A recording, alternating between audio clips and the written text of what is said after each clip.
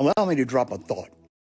Black parents must come to realize that they may be part of the problem when their kids lose sight of their own cultural heritage and race. Some black parents love the idea of their black kid being the only black kid in a white group. They somehow believe that it's progress and indications of great success when they can claim mostly white friends. There is an inherent danger when our kids grow up with this illusion of inclusion.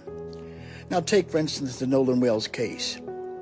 It should be a warning shot to all black parents. Stop patting yourself on the back just because you've escaped your own people. At some point, you will realize that all you might have one day are your own people. We have been taught and programmed to not think well of our own race. Therefore, we associate everything good with being white. Now, without any chastisement of the Wells parents, I truly believe that they will search their own souls and parenting styles in regard to their tragic loss. Isolation is isolation. We could not afford to allow our children to isolate themselves in groups that lack other members of their own race. Example, there is a photo of Nolan Wells during his vacation trip in the water. Right. So he goes on and just kind of talks about that. Okay. That idea. But this has kind of surfaced a little bit before, and we've talked about that. And so I want to think about that angle a little bit. All right. Now, they're making assumptions about Nolan Wells because Nolan Wells, I have seen Nolan Wells in photos where he is surrounded by black guys, black girls, and that's all he's around. And so, and his closest friend was a black guy and a black girl. So the issue is, But the concept overall, I mean, I've mentioned it to you before. Yeah, but I don't like when they take one photo and things that speaks of him completely. So that's just not are his parents. I don't know them. I don't know the facts of.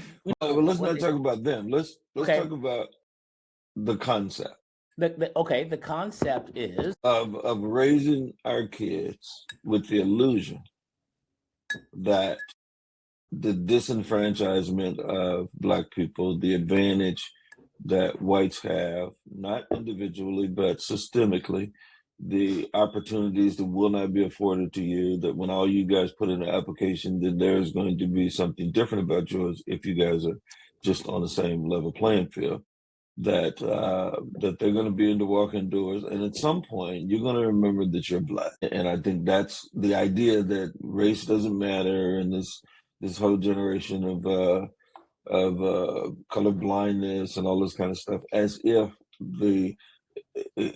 we've advanced beyond that. And the shock that, and I see this a lot because, in my mental health practice, in all of that, I see it in my mentoring, I see it in the courthouse, I see it in a lot of places, where you wake up one day and realize that you're black.